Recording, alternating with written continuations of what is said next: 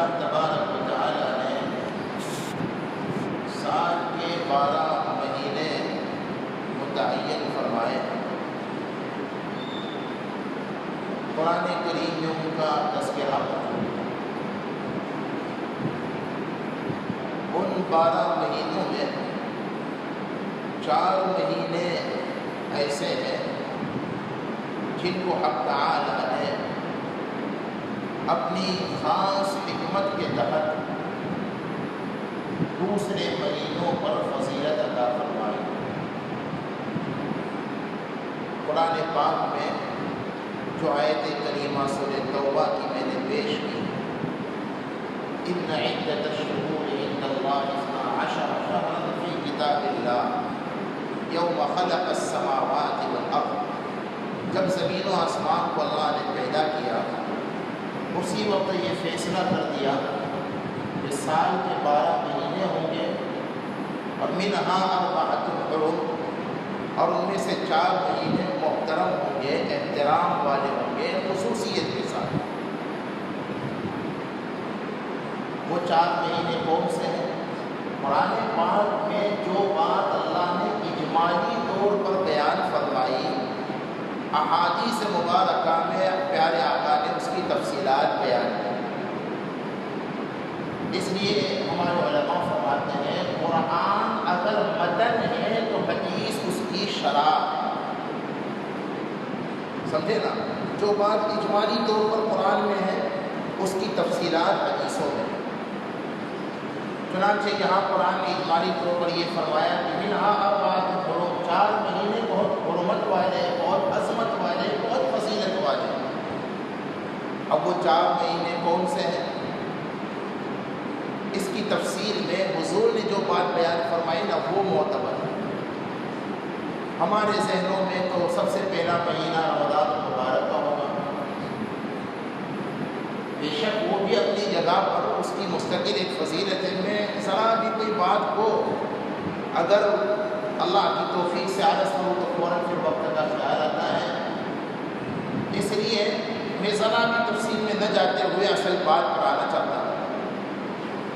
سرکار دو عالم صلی اللہ علیہ وسلم نے بخاری وغیرہ میں جو اس کی تفصیلات بیان فرمائی تو وہ 4 مہینے کون سے ہیں؟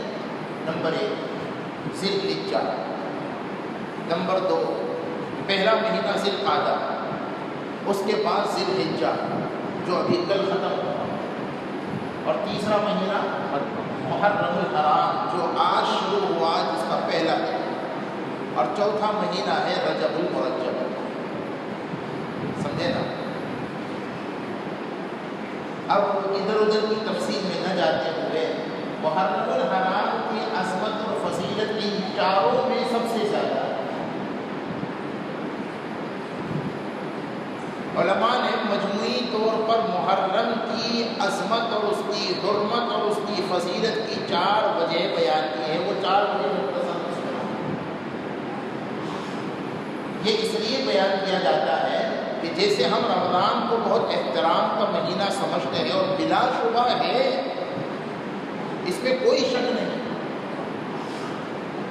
قرآن کا مہینہ ہے، رمضان وغیرہ اللہ کا خاص مہینہ ہے وغیرہ وغیرہ، اللہ کا ایک خاص مہمان، وہ اپنی جگہ پر اس کے فضائل ہیں مستقل، لیکن چونکہ رمضان کی عظمت اور اس کی فضیلت اور اس کی حرمت عام مسلمانوں کے ذہنوں میں بھی بیٹھی ہے، اس لیے جو گنہگار عام دنوں میں گناہ کرتے ہیں رمضان کی حرمت، اس کی عظمت اور فضیلت کی وجہ سے عام طور پر لوگ کیا کرتے ہیں؟ گناہوں سے بولو بچتے ہیں۔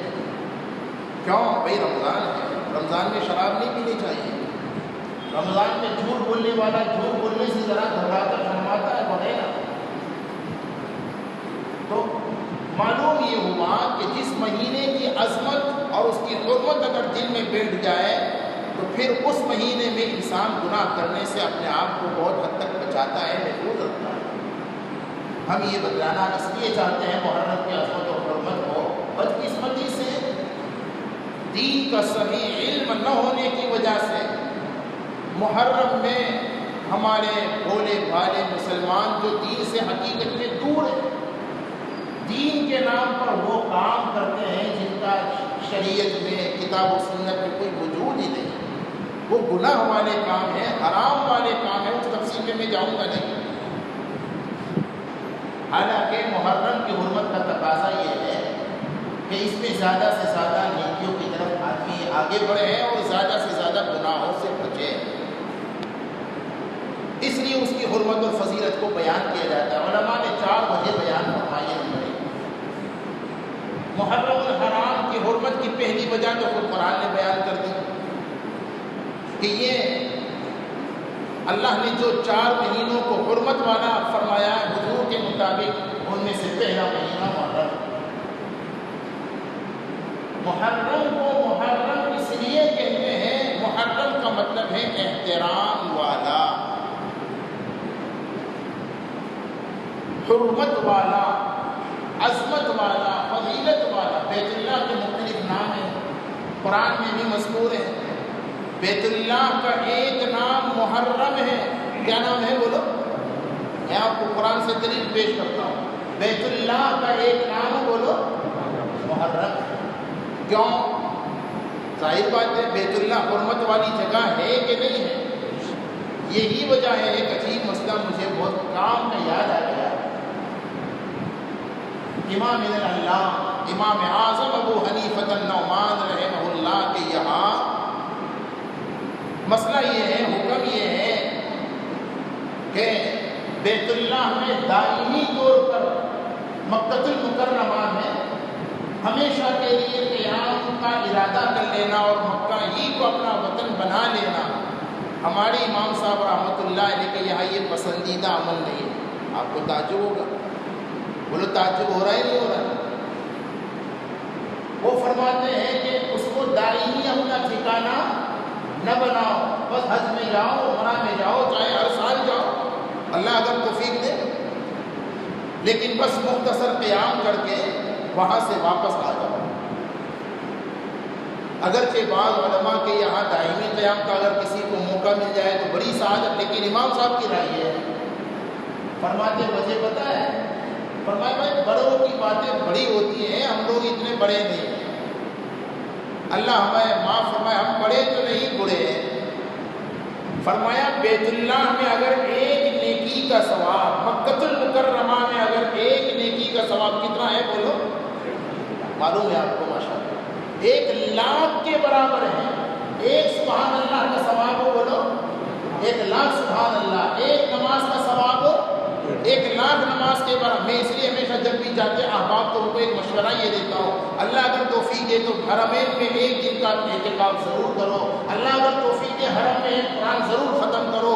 اللہ اگر توفیق دے حرم میں ایک صلاۃ التسبیح ضرور پڑھو وغیرہ، تاکہ ایک قرآن پڑھنے 1,00,000 قرآن کا ثواب ملے وغیرہ. تو حضرت فرماتے ہیں اگر ایک نیکی کا ثواب 1,00,000 گناہ ہے تو ایک گناہ کا وبال بھی. تو ہم نقصان میں رہیں گے، ہم فائدے میں رہیں گے کہ گھاٹے میں رہیں گے؟ وجہ یہ ہے کہ ہم سے دن بھر میں نیکیاں کم ہوتی ہیں، گناہ زیادہ ہوتے ہیں. اس لیے حضرت کی وہ رائے ہے کہ بھائی وہاں جاؤ، عمرے کر کے ادب اور احترام کے ساتھ رہو. وہاں گناہ، وہاں جا کر سیلفیاں مت لو، وہاں جا کر ویڈیو مت بناؤ. تم نے کوئی ڈھار نہیں ماری بیت اللہ کے بالکل سامنے کھڑے ہو کر ایسی سیلفی لے کر فیس بک پر بنا دو. خیر میں تو بات کو نہیں پھیلانا چاہتا. عرض یہ بیت اللہ کے مختلف ناموں میں قرآن نے ایک نام کیا بیان کیا بولو نا، محرم. حضرت ابراہیم علیہ السلام کی دعا میں بیت اللہ کا یہ نام موجود ہے. ابراہیم علیہ السلام نے اپنی بیوی کو سیدہ ہاجرہ اور دودھ پیتے لگتے جگر جس کو حضرت اسماعیل کو چھوڑا تھا نا، اللہ کا حکم یہی تھا. اور پھر چھوڑ کر جب واپس ہوئے تو ایک ٹیلے پہ جہاں سے ان کی بیوی بچے نظروں سے اوجھل ہو گئے، بیت اللہ پر نظر ڈالی اور آنکھیں بھر آئی. اس وقت انہوں نے ہاتھ اٹھا کر جو دعا مانگی، قرآن پاک میں فرمایا ربنا انی اسکنت من ذریتی بواد غیر ذی زرع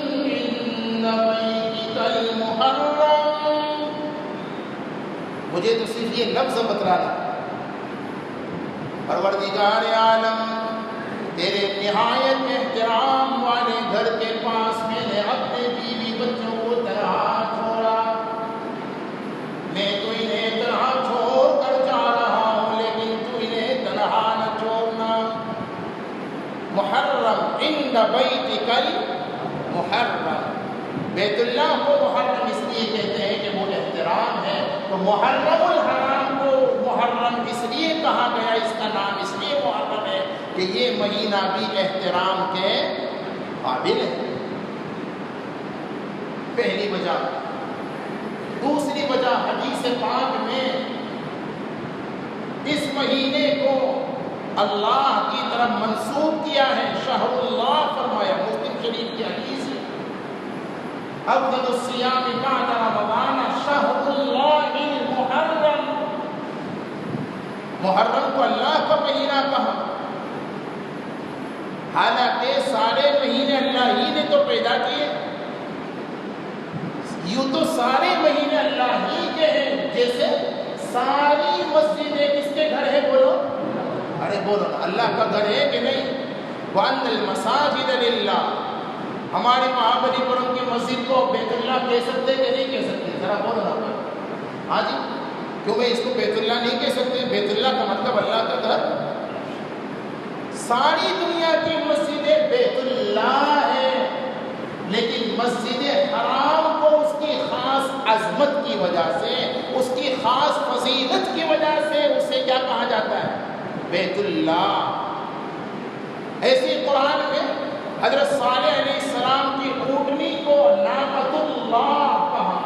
اللہ کی اونٹنی، جو بھائی ساری اونٹنی اللہ ہی نے تو پیدا کی ہوئی ہے، لیکن حضرت صالح کی جو اونٹنی تھی اس کی خاص عظمت اور فضیلت تھی، جس کی بنیاد پر اس کو ناقۃ اللہ کہا گیا، تاکہ لوگوں کو پتہ چل جائے کہ دوسری اونٹنیوں میں اس کا ایک خاص مقام ہے. ایسے ہی کہ سارے انبیاء اور رسول اللہ ہی کے رسول ہیں، سارے انبیاء اور رسول اللہ ہیں، لیکن ہمارے آقا کو ان کی خاص عظمت اور ان کی خاص فضیلت کی وجہ سے محمد رسول اللہ. محرم کو شہر اللہ اس لیے فرمایا کہ سارے مہینوں میں اس کی خاص فضیلت ہے. کیا فضیلت ہے؟ آقا فرماتے ہیں کہ رمضان المبارک کے بعد، مسلم کی اس روایت کا خلاصہ، سب سے زیادہ رمضان المبارک کے بعد نفل روزوں کے اعتبار سے اگر کوئی بہتر مہینہ ہے محرم الحرام کا. ترغیب وغیرہ کی روایتوں میں آتا ہے اس مہینے میں ایک روزہ رکھنے کا ثواب کم سے کم 30 گنا بڑھا کر اللہ عطا فرماتے ہیں. اللہ اگر موقع دے تو اس مہینے کو عبادت والا مہینہ بنائے، معصیت والا مہینہ نہ بنائے، بدعت والا مہینہ بولو نہ بنائے، عبادت والا مہینہ بنائے. نمبر 3، تیسری وجہ اس مہینے کی قابل احترام ہونے کی یہ بھی بیان کی جاتی ہے کہ یہ شہادت والا مہینہ ہے، بلکہ اس مہینے کو شہادت والا ہی مہینہ مشہور کر دیا ہے. سبت پیغمبر کی شہادت کا واقعہ، ان کی قربانی کا واقعہ پیش آیا. بھائیو، اسلامی سال کا اگر پہلا مہینہ شہادت والا ہے، قربانی والا ہے، تو اسلامی سال کا یہ جو آخری مہینہ ابھی تک گزرانا کون سا بولو؟ ذی الحجہ، وہ بھی تو قربانی والا ہے. علامہ سید عبد الماجد دریابادی رحمۃ اللہ نے عجیب بات فرمائی تھی، اسلامی سال، اسلام قربانی چاہتا ہے، اسلام قربانیوں والا مہینہ ہے. اور میرے بھائیوں، میں ایک بات پہلے بتلا دوں، مہینوں کے اعتبار سے پھر اپنا ایک پیغام دینا چاہتا ہوں. اسلام کون سا مذہب ہے بولو؟ قربانیوں والا مذہب ہے، قربانیوں والا دین ہے. اس دین میں جو بھی داخل ہوا اس مسلمان کو قربانیوں کے لیے ہر وقت بولو تیار رہنا پڑے گا. اسلام کا تو آخری مہینہ بھی قربانی والا، بولو قربانی والا. ہم نے قربانی کی کہ نہیں کی؟ آخری مہینہ بھی قربانی والا اور پہلا مہینہ بھی قربانی والا. فرق کیا ہے؟ آخری مہینے میں جد الانبیاء کی قربانی پہلے مہینے میں سبت پیغمبر کی قربانی کا واقعہ پیش آیا، آخری مہینہ ہم سے قربانی مانگتا ہے۔ ہم نے قربانی دی نا الحمدللہ، آخری مہینہ ذی الحجہ کا بولو، ارے بولو نا، ہم سے قربانی مانگتا ہے تو اسلام کا پہلا مہینہ ہم کو قربانی میں مانگتا ہے۔ سیدنا امام علی مقام نے اپنے آپ کو قربان کیا کہ نہیں کیا؟ اور بھائیوں ایک بات یہ پیغام سن لیجئے، یہ حالات جو ہیں اس بات کا تقاضا کرتے ہیں کہ ہم مسلمان قربانی کے لیے تیار ہو جائیں۔ موجودہ حکومت نے ایک سازش کے تحت یہ نعرہ دیا ہے نا، آتما نربھر کیا کہتے اسے، یعنی اپنے آپ کو خود اپنے آپ کی کفالت کا، اپنے آپ کی ذمہ داریوں کو خود نبھانے کا ایک جذبہ پیدا کرنا۔ وہ کسی سازش کے تحت میں ان کا تو تقریباً ہر کام ایک سازش کے تحت ہوتا ہے، لیکن یہاں یہ یاد رکھ لو، اگر یہ لوگ کچھ سازشیں کرتے ہیں تو پھر اللہ فرماتے وَمَكَرُوا وَمَكَرَ اللَّهُ وَاللَّهُ خَيْرُ الْمَاكِرِينَ۔ یہ اگر سازشیں کرتے ہیں تو پھر اللہ بھی سازش اور تدبیر کرتا ہے، اور اللہ کی سازش اور تدبیر کے سامنے ساری دنیا کی سازشیں مکری کے جالے کے مانند بلکہ اس سے بھی کمزور۔ ہمیں مایوس ہونے کی ضرورت نہیں، نئے سال میں نیا عزم اور نیا ارادہ، ہم اپنے آپ کو قربانی دینے کے لیے کائے کی قربانی دینی ہے؟ ہمیں اپنی جانوں کی قربانیاں نہیں دینی، اپنی جذبات کی قربانیاں دینے کے لیے اپنے آپ کو تیار کرنا ہے۔ ہم اس ملک میں رہیں گے اسلامی تخصص کے، اسلامی پہچان کے ساتھ رہیں گے، اور خدا نخواستہ اسلامی احکام پر عمل کرنے کے لیے کوئی دشواریاں پیش آئی، ہم ہر قیمت پر قربانی دے کر کے بھی اسلامی احکام کو جاری اور زندہ رکھیں گے انشاءاللہ۔ یہ قربانی ہمیں دینی ہے۔ ہمیں اپنی حکومتوں پر کوئی بھروسہ نہیں رکھنا کہ یہ ہمارے ساتھ کوئی حسن سلوک کا معاملہ کرے گی یا ہمارے ساتھ کوئی ہمدردی کا معاملہ کرے گی۔ ہمیں اپنی ترقی کی راہوں کو مل جل کر کے علماء امت کی رہبری میں رہتے ہوئے خود اختیار کرنی ہے، اور خود اپنے آپ کو اس کے لیے تیار کرنا اور آگے بڑھنا۔ میں عرض کو کرنا چاہتا تھا، اسلامی تاریخ کی اہمیت سے متعلق کچھ عرض کرنا تھا، لیکن خیر وقت میں گنجائش کی۔ محرم الحرام کی 4 فضیلتوں، اس کی فضیلت کی 4 بنیادی وجہ جو بیان کی۔ تیسری وجہ یہ شہادت کا مہینہ ہے، جیسا کہ ہم نے عرض کیا۔ سیدنا فاروق اعظم رضی اللہ تعالی عنہ کی شہادت کا واقعہ، اگرچہ ان کے ساتھ جو سازش کے تحت مجوسی غلام نے ان پر جو مسجد نبوی میں مسلمانوں کی صف میں شامل ہو کر کے جو حملہ کیا تھا نماز فجر میں، اس وقت 27 ذی الحجہ کا وہ دن تھا، تاریخ تھی۔ فاروق اعظم رضی اللہ تعالی عنہ کی شہادت اس زخم کی وجہ سے 29 ذی الحجہ کو ہوئی تھی تقریباً، اور یکم محرم الحرام کی پہلی تاریخ کو ان کی تدفین حضور کے قدموں میں ہوئی۔ تو شہداء اسلام سے اسلام کی تاریخ بڑی ہوئی ہے۔ خصوصی طور پر محرم الحرام کو شہداء اسلام اور شہداء کربلا کے ساتھ کی مناسبت ہے، اس لیے اس مہینے کو شہادت کا مہینہ کہا گیا، اور اس کی فضیلت کی ایک تیسری وجہ اسی کو بیان کیا، اور چوتھی وجہ یہ ہجرت کا مہینہ۔ سرکار تو عالم صلی اللہ علیہ وسلم کو بیعت عقبہ کے موقع پر مدینہ المنورہ سے آنے والے وقت نے مدینہ آنے کی جو دعوت پیش کی تھی، اور ان کی دعوت پر حضور نے مکہ المکرمہ سے مدینہ منورہ جانے کا ارادہ فرما لیا تھا۔